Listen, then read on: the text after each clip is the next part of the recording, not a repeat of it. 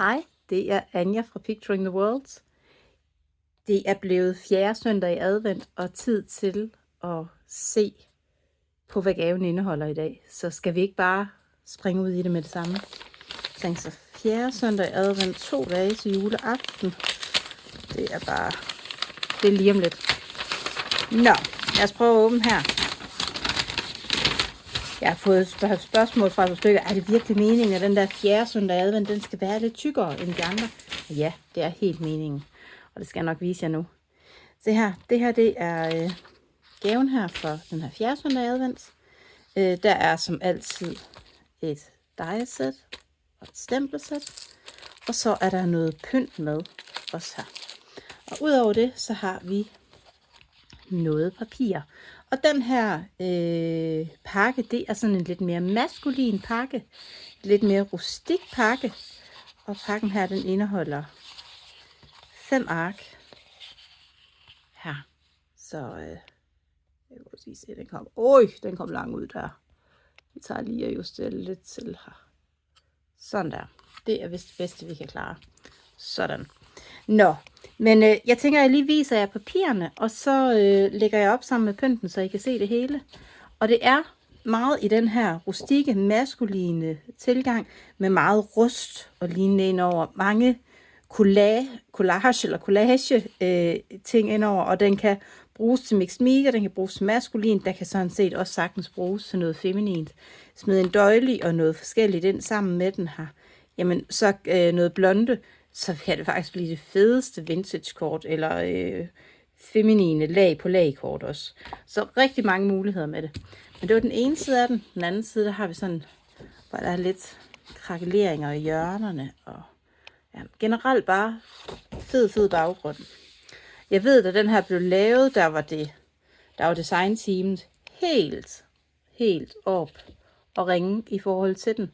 Så jeg glæder mig til at høre, hvad I synes om den, og glæder mig til at se, hvad designteamet også får lavet med den. Men prøv lige at se de her lækre løbere, der er også som rustagtigt her. På bagsiden nærmest sådan en væg, der står, man kan næsten se, at det er sådan et tomt, forladt hus. Så ret fed side også.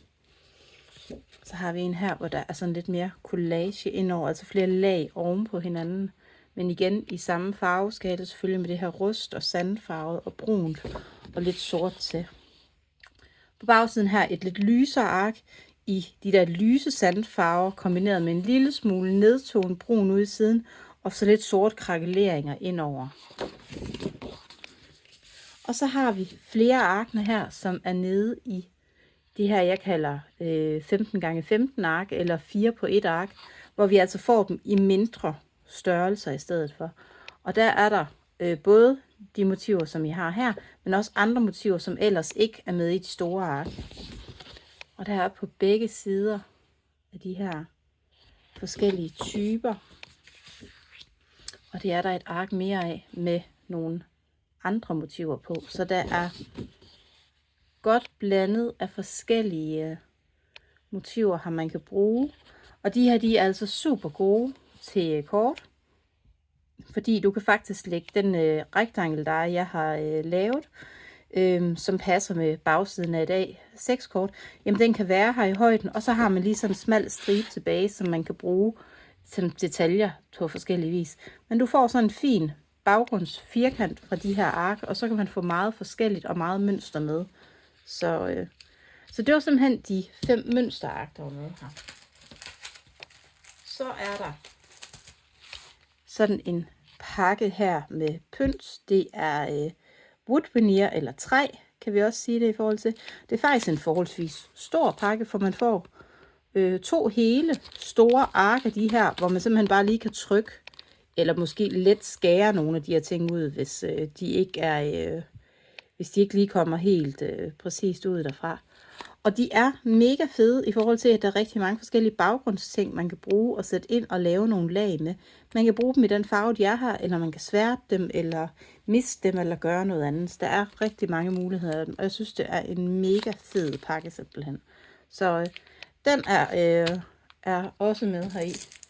Så er der en pakke halvperler i sådan en meget mørk brun farve nærmest. Altså virkelig lækker også, og den har lige lidt glans over, så den passer rigtig godt til farverne i kittet.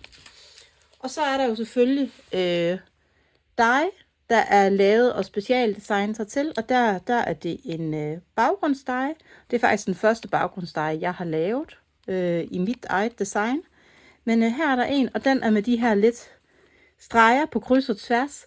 Kan bruges til det rustikke, men kan lige så vel bruges til noget feminint. Brug den sammen med tredje søndag i adventgaven. Brug den med det, du har lyst til. Kan bruges til alt muligt forskelligt.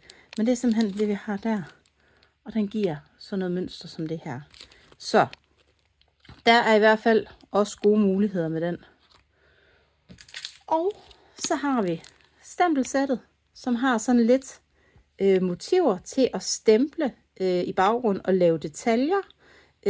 Til at kunne stemple for eksempel med sort oven på nogle af de her ting, og så selv kunne tilføje flere lag, flere detaljer til selve baggrunden.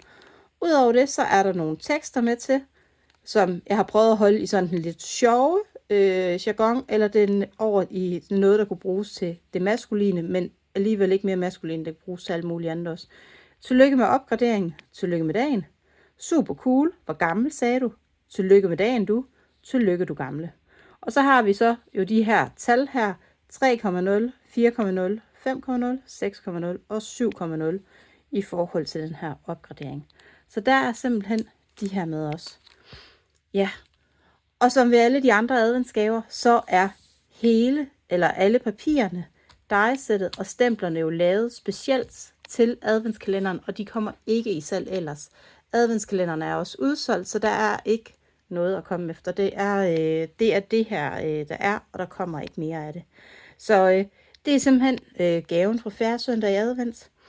Hvis man kan lide det koncept, der er her, så kunne det jo være, at KitKlubben var noget for en. Der får man lidt flere papirer med i, og det er lidt varierende, hvad for noget pynt der er med. Men konceptet og stilen osv. er ellers det samme. Og så vil jeg jo ellers bare sige, at i aften, der går Dorte live kl. 19.30, og går live med den her gave, det her kit.